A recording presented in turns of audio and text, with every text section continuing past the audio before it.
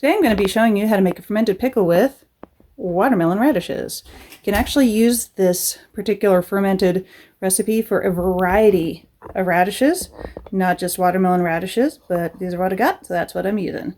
Alright, the reason these guys are called watermelon radishes is because they've got this beautiful red and green inside.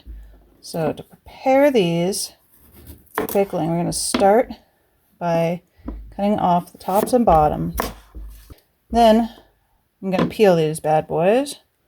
Be sure and save these extra pieces either for your compost pile or for vegetable stock. By the way, if you put the tops into dirt, probably the bottoms too, you can grow at least the greens, possibly a whole nother radish. The recipe I'm using today is a variation on Julie Lang's The Complete Guide to Pickling. It's a great book if you are interested in pickling and fermenting. Highly recommend. Link will be in the description. I don't have an affiliate link or anything, but even if I didn't, wouldn't cost you anything extra. Anyway, link will be in the description. Great book. Check it out. So, try it out.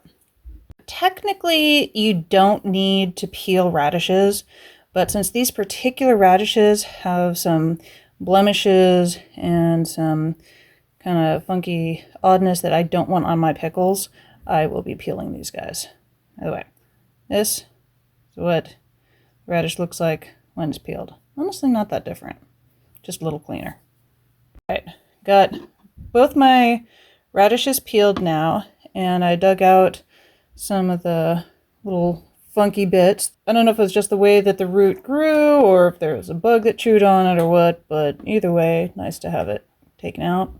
And I've got a nice mason jar here. This particular one is wide mouth, so it'll be easy for me. What I'm going to do now is slice these radishes to slices about a 1/4 inch thick. I'm just kind of eyeballing it because, I mean, honestly, it's pickle. It's not rocket science. This might actually be a little thicker than a 1/4 inch. But the point is that you cut them to the size that you want your pickle. If you want to have matchstick pickles, fine. If you want to have thinner pickles, also fine. Do it however you want. And as you go along, admire how pretty they are. And if you are not the best at making these all completely perfectly sized, then remember, it's pickles. It's not rocket science or rocket surgery. It's not rocket science, brain surgery, or even rocket surgery. You're just going to eat them, and they'll be delicious, no matter what size or shape you make them.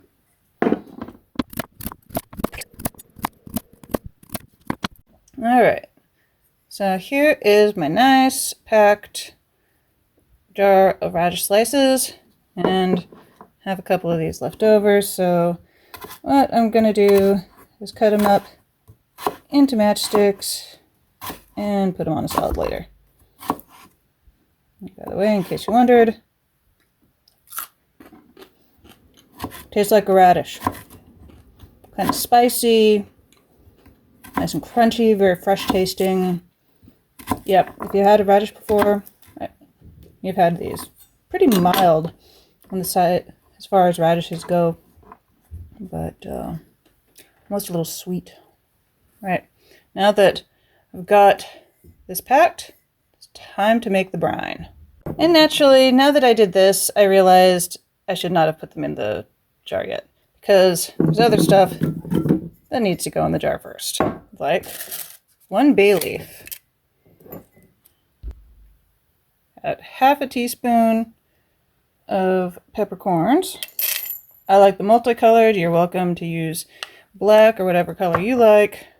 The recipe calls for a teaspoon of mustard seed, but I don't have that, so I'm just going to use some mustard, which should just work quite as well. By the way, the recipes for pickling, aside from really vital things like the ratio of salt and water, you know, use whatever spices and flavors you want to use. And speaking of salt and water, I want 1 cup of water.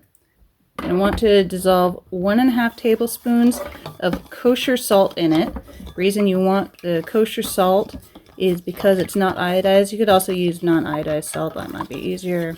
Dissolve your salt completely into the water.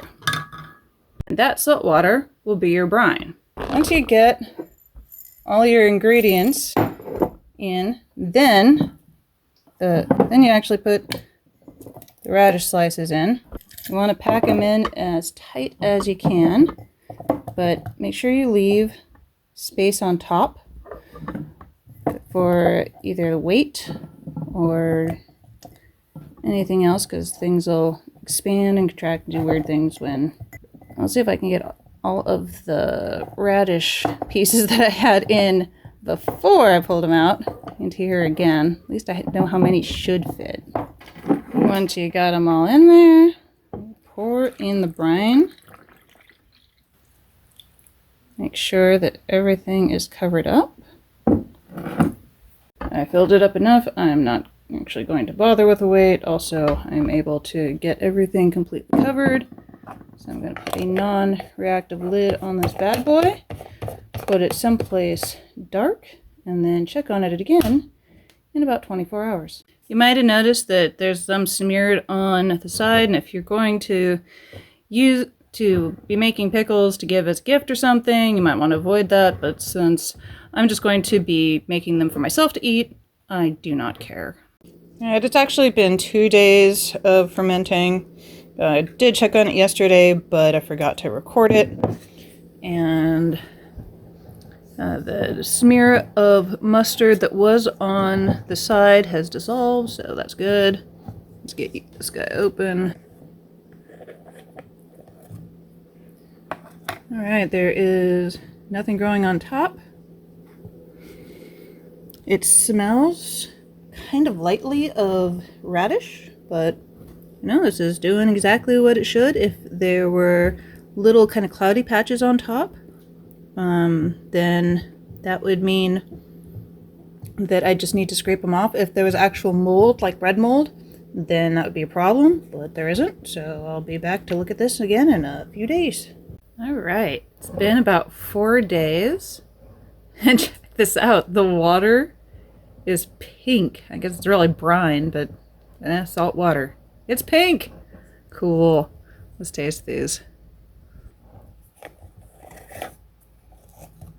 Okay. The smell is interesting. Not bad. It's just definitely not salt water anymore. It's like the radish released scent or something.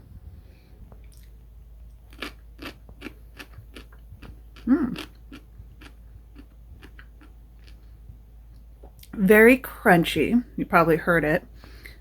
Milder than I expected. Also less salty than I expected. A little bit salty, but the radish taste definitely comes in on the back. It's a lot less spicy. That started the fermenting process, kind of smoothed out the sharp spiciness, and I think added a bit of complexity in addition to the saltiness.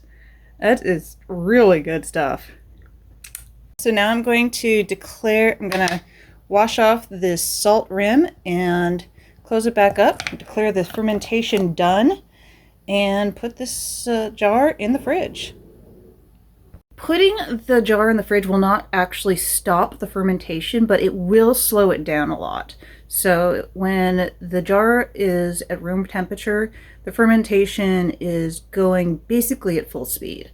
And putting it somewhere colder is going to tap the brakes and slow the whole thing down. So the flavor will be mostly stable at that point, but it'll still change subtly over time.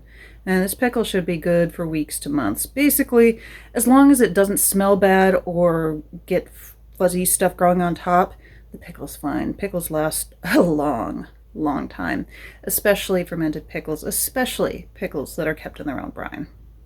This has been another episode of Make, Mend, Grow with Diana. If you enjoyed this content, you want to see more of it, please subscribe and hit that notification bell, and maybe like and leave a comment. All of that really helps the channel out with the algorithm. And I will see you next time with more tips on food and making stuff and mending stuff so it lasts longer. See you next time.